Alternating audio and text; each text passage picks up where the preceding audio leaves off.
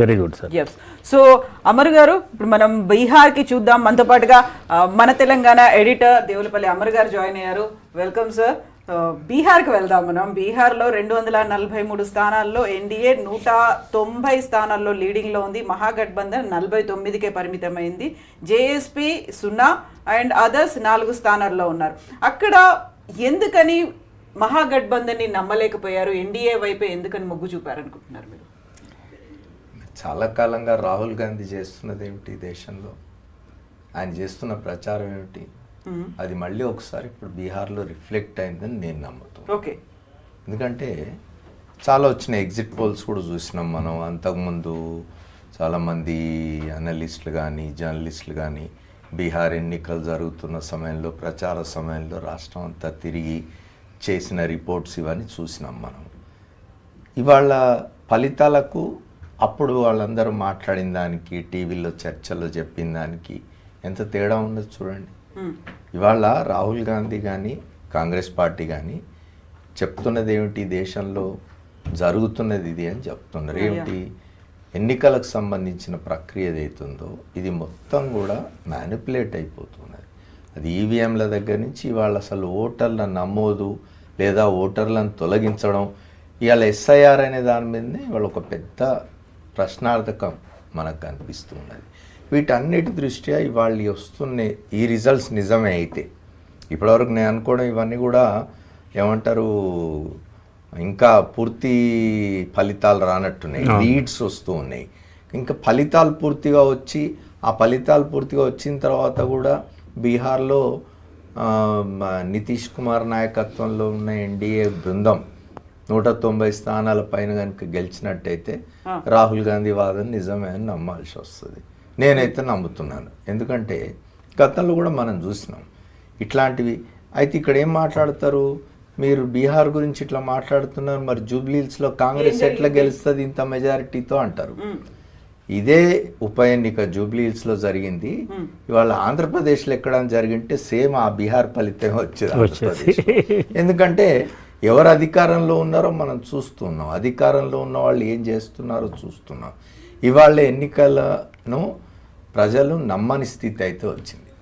బీహార్ ఫలితాలు మళ్ళీ ఒకసారి దాన్ని రుజువు చేయబోతున్నాయి. ఏంటంటే ఈ దేశ ప్రజలు ఇవాళ ఉన్న ఎన్నికల వ్యవస్థను, ఎన్నికల ప్రక్రియను పూర్తిగా విశ్వసించడం లేదు అనేది మరొక్కసారి కన్ఫర్మ్ చేయడం కోసం అని చెప్పి ఈ బీహార్ ఫలితాలు ఉపయోగపడతాయని మాత్రం నాకు అనిపిస్తుంది. సో హిస్టారిక్ సాఫ్రాన్ స్వీప్ అనేది అయితే అక్కడ నేషనల్ మీడియాలో కనిపిస్తోంది.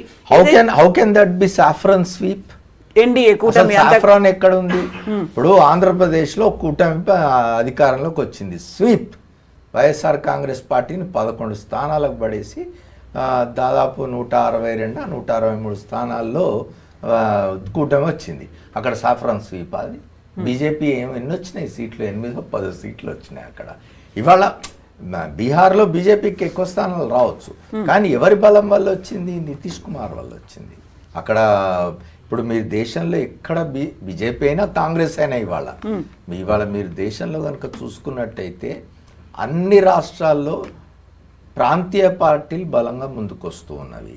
ఆ ప్రాంతీయ పార్టీలను ముందు పెట్టుకొని ఎన్నికలకు పోవడమే తప్ప జాతీయ పార్టీలు రెండూ కూడా ఇవాళ కాంగ్రెస్ కూడా మీరు ఇవాళ తెలంగాణలో, కర్ణాటకలో ఇట్లా 2-3 రాష్ట్రాల్లో అధికారంలో ఉన్నది తప్ప సొంతంగా ఎక్కడ బీజేపీ అయినా ఎక్కడ కాంగ్రెస్ అయినా కూడా గఠబంధన్ ఉండాల్సిందే, వేరే పార్టీలతో కలిసిపోవాల్సిందే, ఆ ప్రాంతీయ పార్టీలు ముందు పెట్టి ఎన్నికలకు పోవాల్సిందే. ఇవాళ బీహార్లో కూడా ప్రాంతీయ పార్టీని, ఇప్పుడు నితీష్ కుమార్ పార్టీ దాదాపుగా ప్రాంతీయ పార్టీ, దేశవ్యాప్తంగా ఉన్న పార్టీ ఏం కాదు. అక్కడ నితీష్ కుమార్ను ముందు పెట్టిపోయింది. ఆంధ్రప్రదేశ్లో చంద్రబాబు నాయుడును ముందు పెట్టుకొని పోయింది. ఇంకో చోట ఇంకోళ్ళని ముందు పెట్టుకొని పోతుంది తప్ప ఇది ఏదో సాఫ్రన్ ఇది అని అనుకుంటే మాత్రం అది పొరపాటు. వాళ్ళు ఏమంటారు, భ్రమల్లో ఉన్నట్టు లెక్క భారతీయ జనతా పార్టీ వాళ్ళు. బట్ అక్కడ ఓట్ చోరీతో పాటుగా సరికొత్త నినాదాన్ని కూడా తీసుకొచ్చారు. సర్కార్ చోరీ అనేది అయింది. ఆపరేషన్ సర్కార్ చోరీతో హర్యానాలో రావాల్సినటువంటి ప్రభుత్వాన్ని కూడా పోగొట్టారని. ఒకవైపు ఆటం బాంబులు చేశారు, ఆ తర్వాత హైడ్రోజన్ బాంబ్స్, H-ఫైల్స్, ఇవన్నీ వర్కౌట్ అవ్వలేదు అక్కడ రాహుల్ గాంధీ చెప్పిన నినాదం. నేను ఒక మాట చెప్తాను ఏమిటంటే, ఇప్పుడు ఎన్నికల్లో గెలిచి ప్రభుత్వాన్ని ఏర్పాటు చేస్తేనే ఒక విషయంలో విజయం సాధించినట్టు కాదు. ఇవాళ రాహుల్ గాంధీ చేస్తున్న ప్రచారం, ఆయన నిజంగా నిజాయితీగా ఆయన కనుక ఈ ప్రచారం చేస్తూ ఉంటే, ఆయన చేస్తున్న ప్రచారం ఏమిటి? ఈ దేశంలో ఎన్నికల వ్యవస్థకు విశ్వసనీయత కల్పించాల్సిన అవసరం ఉన్నది, కొంత నైతికత అనేది అవసరం ఉన్నది, కొన్ని విలువలు పాటించాల్సిన అవసరం ఉన్నది, కొన్ని సత్సంప్రదాయాలు నెలకొల్పాల్సిన అవసరం ఉన్నదని మాట్లాడుతున్నాడు. ఆయన మాట్లాడుతున్న మాటలు విన్నప్పుడు నాకైతే గౌరవం కలుగుతున్నది ఆయన చేస్తున్న ప్రచారం మీద. ఇంకోటి, ఆయన వ్యవహార శైలి, ఆయన మాట్లాడుతున్న మాటలు ఇవన్నీ చూస్తూ ఉంటే ఎట్లాగా అనిపిస్తున్నది అంటే అధికారంలోకి రావడం ముఖ్యమని ఆయన అనుకుంటున్నట్టుగా మనకు కనిపించదు. దీన్ని ఏదో ప్రక్షాళన చేయాలి, ఆ ప్రక్షాళన చేసే క్రమంలో ఎవరో ఒకళ్ళు ముందుకొచ్చి మాట్లాడాలి, దీని గురించి గొడవ చేయాలి, దీని గురించి పోరాడాలి అని అనుకుంటున్నాడేమో అని అనిపిస్తుంది. అయితే అక్కడక్కడ కొన్ని ఇవి కనిపిస్తాయి మనకు. ఆంధ్రప్రదేశ్లో మొన్న 2024లో ఎన్నికలు జరిగినప్పుడు వైఎస్ఆర్ కాంగ్రెస్ పార్టీ అంతా చాలా కళహీనమైన ఫలితం వచ్చి అది ఆధారాలతో సహా కోర్టులకు వెళ్ళింది, ఎన్నికల సంఘం దగ్గరికి వెళ్ళింది. మరి దాన్ని ఎందుకు రాహుల్ గాంధీ అసలు పట్టించుకోవడం లేదు, ఎందుకు దాని విషయంలో మాట్లాడడం లేదు అనే విషయంలో కొన్ని సందేహాలు వస్తాయి కాదని. అయితే దానికి కారణాలు ఉన్నవి. ఆంధ్రప్రదేశ్లో జగన్మోహన్ రెడ్డికి కాంగ్రెస్ అధిష్టానానికి మధ్య ఉన్న ఇది మనకు తెలుసు, ఆయన మాట్లాడడం లేదు.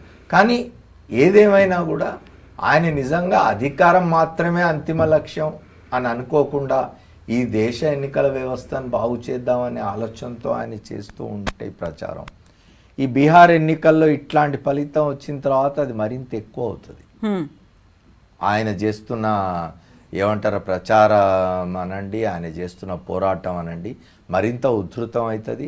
ప్రజల్లో మరింత సందేహాలు బలపడేందుకు ఆస్కారం ఇస్తుందేమో ఈ ఫలితం అనిపిస్తున్నది నాకు. ఎందుకంటే దాదాపు 200 టచ్ చేయబోతున్నది. అవును. సో మ్యాజిక్ ఫిగర్ ని ఎప్పుడో క్రాస్ చేసి ముందుకు వెళ్ళిపోయింది. మ్యాజిక్ ఫిగర్ దాటి చాలా కాలం అయిపోయింది. అంటే ఇవన్నీ లీడ్స్ అని నేను అనుకుంటున్నా. ఫైనల్ రిజల్ట్ ఇంకా రాలేదు. రిజల్ట్ ట్రెండ్ ఇలాగే ఉండే అవకాశం ఉందనేది నేను అభిప్రాయపడుతున్నాను. నెంబర్ 1. అండ్ రెండోది, మీరు అన్నట్టు Rahul Gandhi agitation against the SIR and vote chori, sarkar chori, and the series of allegations that are coming against the processes adopted by Election Commission. Election Commission, CEC directly joined the issue with Rahul Gandhi. The CEC is behaving like a political party. See, Election Commission is supposedly an independent body, fiercely independent body, and Caesar's wife should be above suspicion. Above suspicion. So the Election Commission has to prove its probity, and that we are not kowtowing to the lines taken by any ruling party కానీ opposition party కానీ. వాళ్ళ అడుగులకు మేము అడుగులు ఎత్తుతున్నాం, వాళ్ళ ఎజెండాని మేము implement చేస్తున్నాం అనే సందేహం ఏదైతే జనంలో కలిగిందో దాన్ని క్లియర్ చేయవలసిన, తప్పనిసరిగా దాన్ని క్లియర్ చేయవలసిన బాధ్యత ఎలక్షన్ కమిషన్ మీద ఉన్నది.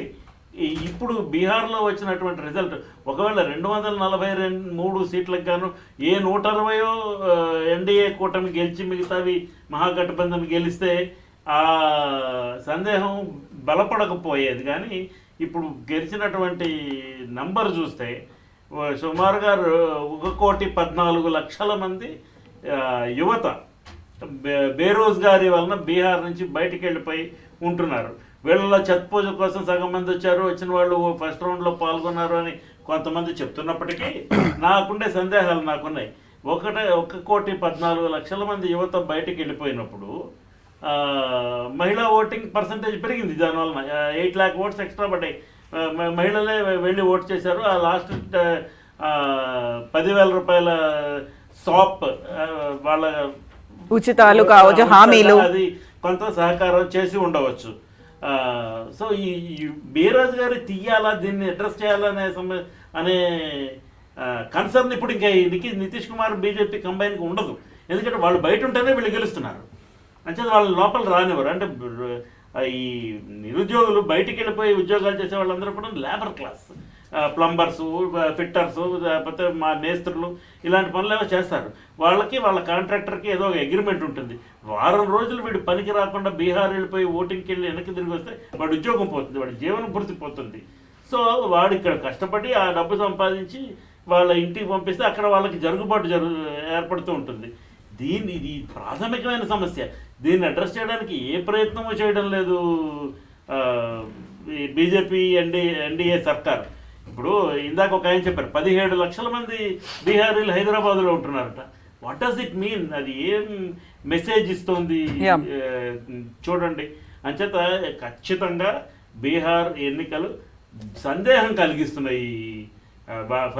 ఎన్నికల ఫలితాలు మనకి ఎలక్షన్ కమిషన్ తీరు మీద సందేహం కలిగిస్తున్నాయి. ఒకటి కవిత గారు, మీరు జ్ఞాపకం చేసుకుంటే ఈ దేశంలో ఎన్నికల సంస్కరణలకు ఆద్యుడైన టిఎన్ శేషన్ జ్ఞాపకం చేసుకుంటే ఆయన ఒక ఇంటర్వ్యూలో చెప్తారు ఏమిటంటే, నన్ను ఎవరు election commission government of India అని అంటే నేను ఒప్పుకోలేదు. ఎలక్షన్ కమిషన్ ఆఫ్ ఇండియా ఇది, election commission government of India కాదు, నేను గవర్నమెంట్ ఆఫ్ ఇండియా కంట్రోల్లో లేను ఉంది. అంటే ఎన్నికల సంఘం అనేది రాజ్యాంగబద్ధమైన సంస్థ, దానికి ఆ స్వయం ప్రతిపత్తి, ఆ స్వతంత్రత ఉంటుంది, అట్లా వ్యవహరించాలి అని వాళ్ళ కేంద్ర ఎన్నికల సంఘంలో ఉన్నవారు అనుకోవడం లేదు. వాళ్ళు ఎంతసేపు పొలిటికల్ స్టేట్మెంట్స్ చేస్తూ ఉన్నారు. రాహుల్ గాంధీ ఒక దగ్గర మాట్లాడగానే వెంటనే ఒక పొలిటికల్ స్టేట్మెంట్, బీజేపీ మాట్లాడినట్టుగానే ఎన్నికల సంఘం కమిషనర్లు, చీఫ్ కమిషనర్ మాట్లాడడం అనేది చాలా దురదృష్టకరమైన విషయం అండి. రెండోది ఇంకొకటి తను ఇంతమంది మాట్లాడుతున్న దానిలో ఈ అక్కడ మీరన్నారో వారన్నారో మరి కానీ బీహార్లో మహిళలకు 10,000 రూపాయల చొప్పున వేయడం అనే దాని మీద అక్కడ మీరు చూసినట్టయితే మహాగఠబంధన్ తరఫున తేజస్వి యాదవ్ ఏం చెప్పినా అంటే ప్రతి ఇంట్లో ఒకళ్ళకు ఉపాధి కల్పిస్తా అని చెప్పినాడు. ప్రజలు కూడా ఆలోచించాలండి. ఒకవేళ నిజంగా ప్రజలు ఓట్లేసి అన్ని సీట్లు కనుక ఇచ్చుంటే ఆ ప్రజలు కూడా ఆలోచించాలండి.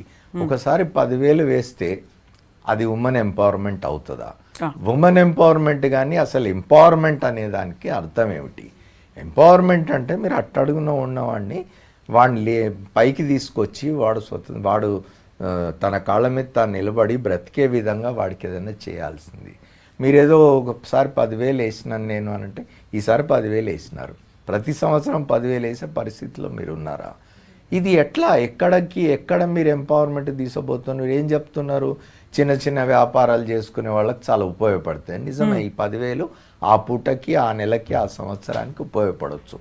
ఏమిటి వాడి భవిష్యత్తు ఏమిటి? దీర్ఘకాలం వాడిని సెల్ఫ్ సస్టెనెన్స్కి వాడు స్వయంగా తన కాళ్ళ మీద తాను నిలబడి బ్రతకడానికి ఈ పొలిటికల్ పార్టీస్ ఏం చేస్తున్నాయి?